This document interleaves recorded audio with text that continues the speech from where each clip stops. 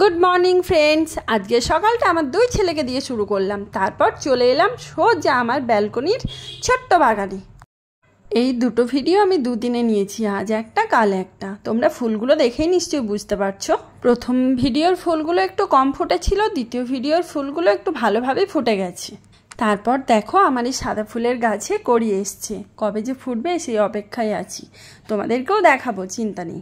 জানো তো, আমার এই ধূত্র গাছটা কিন্তু আমি যত্ন করে লাগাইনি, হয়তো মাটির সাথে কোনো বীজ এসে গেছিলো। আমি তো মাটি টবের মধ্যে দিয়ে রেখেছিলাম অন্য গাছ লাগানোর জন্য, কিন্তু সেই জায়গায় ধূত্র গাছ হয়ে গেছে। ভালোই হয়েছে, প্রত্যেকটা দিন শিবশম্ভু একটা করে ধূত্র ফুল পায়, একটার জায়গায় অনেকগুলোই ফোটে। জানো তো, লাকি আর তুতান ছাড়াও আমার কাছে আরও 4 জন সঙ্গী আছে। ওই গাছের ডালে বসে আছে এখন আপাতত 2 জন, আর 2 জন হয়তো কোনো দিকে চলে গেছে। দেখো সকালবেলায় কি রোদ গরম, ভাবা যায় এত রোদ গরম নিয়ে কলকাতায় থাকা যায় বলো? গাছের পাতাগুলো যেন জ্বলে যাচ্ছে। আরে বাবা, আমরা ঘরে পাখার হাওয়ায় এসির হাওয়ায় থাকি, তবুও যেন কষ্টের শেষ নেই। বাইরের প্রাণীগুলোর কত কষ্ট হয় ভাবো তো। তারপর আমি রেডি হয়ে গেছি, রেডি হয়ে একটু ঢং দেখিয়ে নিচ্ছি। আরে মেয়ে হয়ে জন্ম নিয়েছে, একটু ঢং না দেখালে চলে বলো? তাহলে মেয়েদের মান থাকলো কোথায়? এই যে বেরোনোর আগে আমি লাকির সাথে একটু দুষ্টুমি করে নিচ্ছি, কারণ ওর মন খারাপ হয়, আমি রেডি হলে ওর মনটা খারাপ হয়ে যায়। মা চলে যাচ্ছে, সারাদিন মাকে ছাড়া থাকতে হবে। আর এই যে আমার ছেলে আমাকে সবসময় বলে, মা আমি তোমার থেকে লম্বা, তোমার থেকে লম্বা, এইসব বলে আমি বললাম আয় একবার ক্যামেরার সামনে এসে দাঁড়িয়ে বলতো কথাটা। সত্যিই দেখো আমার ছেলে আমার থেকে লম্বা হয়ে গেছে। কি করি বলো তো? ছেলেরা যদি মায়ের থেকে এত লম্বা হয়ে যায়, তবু কিন্তু ওর বেশি বয়স নয়, দেখে মনে হয় যেন আমার বাবা হয়ে গেছে। যাই হোক, ভবিষ্যতে না হয় বাবা বলেই ডাকবো। এই খুনছুটি চললো খানিকক্ষণ, এইরকম করে সারা দিন আমাকে জ্বালিয়ে খায়। জানো তো, ও যে আমার ছেলে, এটা ওর আমার খুনসুটি দেখে কেউ বিশ্বাসই করতে চায় না, সবাই ভাবে আমরা ভাই বোন।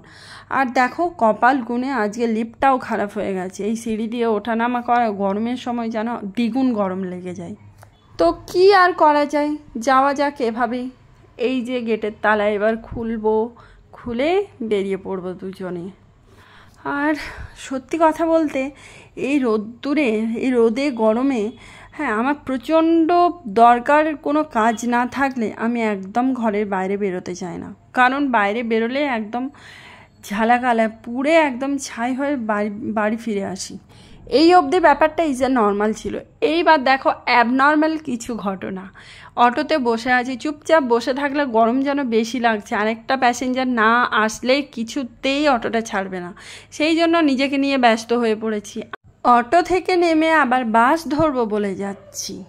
আচ্ছা, আমি তোমাদেরকে বলে রাখি, আমি বাড়ি থেকে বেরিয়ে একটা অটো ধরে বাগুইআটি এসেছি। বাগুইআটি থেকে আমি একটা বাস ধরে উল্টোডাঙায় নামবো, উল্টোডাঙা থেকে বাস ধরে আমি যাব গড়িয়া। এই যে এটা কিন্তু উল্টোডাঙা, ঠিক আছে? বাস থেকে নেমে আমি ওই কি বলে ওখানে, ওই যে বাস ধরার জন্য যেখানে দাঁড়াতে হয় আমি ওখানে যাচ্ছি, কারণ এই রোদের মধ্যে রাস্তায় দাঁড়ানোটা অসম্ভব, ওই জন্য ওখানে একটু হলেও ছাওয়া থাকে, ওখানে যাচ্ছি। হ্যাঁ, আবার অনেকে বলবে উল্টোডাঙা ঠিক তো বুঝতে পারলাম না। তাদেরকে বোঝানোর জন্য আরও একটা ভালো অপশান আছে, সেটা হচ্ছে বিধাননগর স্টেশন। এই নামটা হয়তো অনেকেই মানে অনেকেরই জানা, এটা কারোর অজানা থাকবে না। যেই কারণে একই জায়গার নাম দুটো, একটা হচ্ছে উল্টোডাঙা আর একটা উল্টোডাঙা স্টেশন অথবা বিধাননগর স্টেশন। এই যে একটার পর একটা যে বাসগুলো পেরিয়ে যাচ্ছে, এগুলো কোনোটা যাচ্ছে হাওড়া, কোনোটা যাচ্ছে শিয়ালদা, কিন্তু আমি তো যাব অন্য রুট, বাইপাস ধরে আমি যাব একদম গড়িয়া। সুতরাং আমার বাসটা আসছে, একটু পিছনে আসছে, দেখাচ্ছি। এই বাস আসছে দেখেই কিন্তু আমি ক্যামেরা নিয়ে ছুটছি। দেখো তোমরা বুঝতে পারছো হয়তো, ক্যামেরাটা বড্ড এদিক ওদিক লাফালাফি করছে। বাসে উঠে যাব, তারপর কিন্তু আমি ক্যামেরাটা অফ করব, দেখতে থাকো। বাস উঠে গেছি। এরপর যেটা খুব দেখাতে ইচ্ছে করে সেটা হচ্ছে, যখনই বাসে উঠি তখনই মনে হয় ওই দিকের ভিউটা ভালো ছিল, ওটা একটু তুলে রাখি, আমার বন্ধুদের সাথে শেয়ার করব। কখনো ওই দিকে বসলে ভাবি ওই দিকে ভিউটা ভালো ছিল, ওই দিকেরটা তোলা হলো না। অ্যাকচুয়ালি যখন নিজে ড্রাইভ করে আমি যাই তখন তো আর ক্যামেরা করা হয় না। আর সত্যি বলতে কলকাতা মানেই খুব বিজি রোড, সেখানে আমিও আমার ছেলেকে কখনোই বলি না যে আমি গাড়ি চালাচ্ছি তুই ভিডিও কর, তাও কখনো কখনো করে দেয়। তবে আমি তো ওর মা, আমার তো এইটুকু দায়িত্ব আছে না, এটা ভীষণ বড় একটা রিস্ক হয়ে যাবে। এইটা কিন্তু সায়েন্স সিটি পার হচ্ছি, এরপর তোমাদেরকে একটা দারুণ জিনিস দেখাবো, সেটা হচ্ছে জোড়া বিল্ডিং, যেটা খুব ভালো করেই জানো এই এই বিল্ডিংটা সবারই চেনা, হয়তো কোনো না কোনো ভিডিওতে দেখেই থাকবে। এটাকে জোড়া বিল্ডিং বলে, যেটা উপরে সুইমিং পুল। ঠিক আছে, তোমরা দেখো। আর আমি কিন্তু পাশ দিয়ে মা ব্রিজটা পাস করে, এইটা হচ্ছে সায়েন্স সিটির যে ব্রিজটা, ওই ব্রিজে আমি উঠে পড়েছি অলরেডি। ব্রিজে উঠে গেছি বলেই কিন্তু বিল্ডিংটা আমি ঠিকঠাকভাবে ক্যামেরায় আনতে পারছি না, কারণ বিল্ডিংটা এতটাই লম্বা, আর বাসে বসে আছি অর্ধেকটা কাট হয়ে যাচ্ছে। চলো তোমরাও দেখতে থাকো, আর আমিও একটু একটু করে এগিয়ে যাই।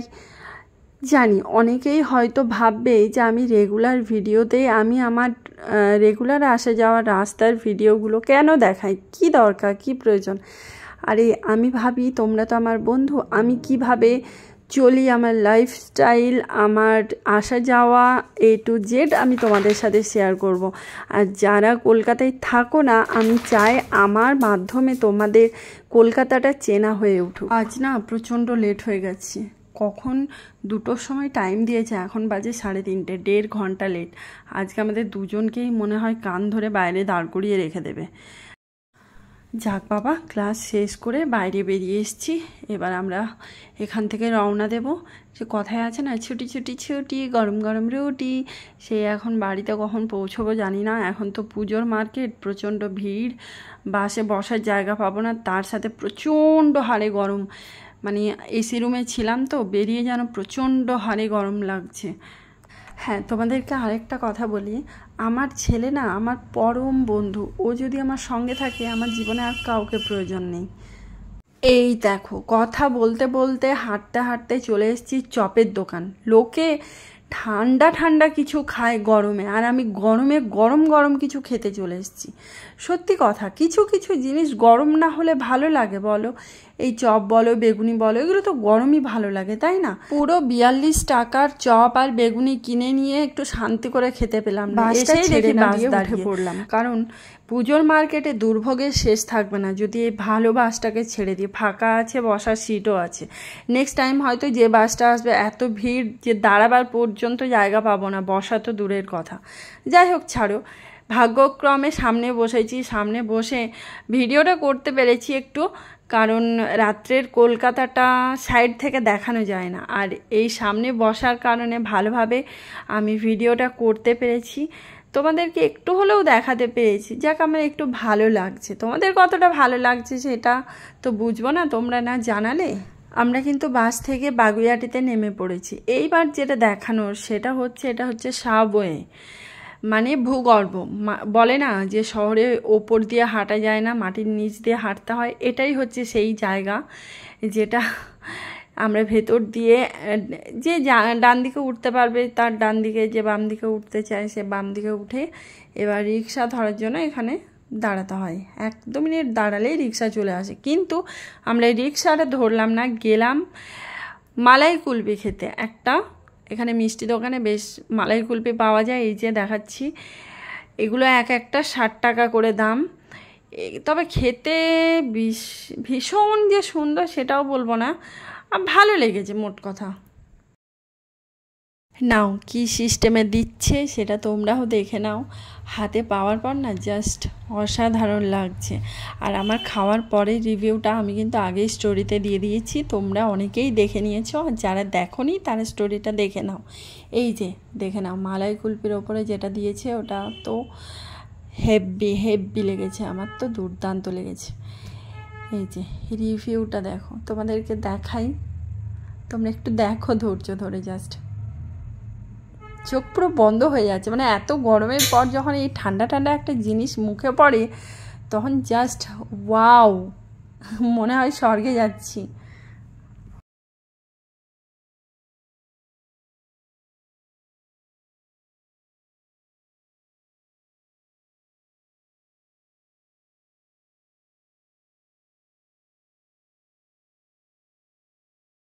চলো বন্ধুরা, আজকের মতো ভিডিওটা এখানেই শেষ করছি। আমার আরও ভিডিও দেখতে চাইলে আমার সঙ্গে থেকো। আজকের মতো বাই বাই।